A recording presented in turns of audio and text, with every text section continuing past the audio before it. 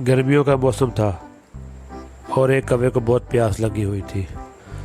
وہ پانی کی تلاش میں ادھر ادھر پھرنے لگا، لیکن اسے پانی نہیں مل رہا تھا۔ اچانک اسے ایک جنگل میں پانی کا ایک گڑھا نظر آیا۔ جب اس نے پانی پینے کی کوشش کی تو وہ ناکام رہا، کیونکہ پانی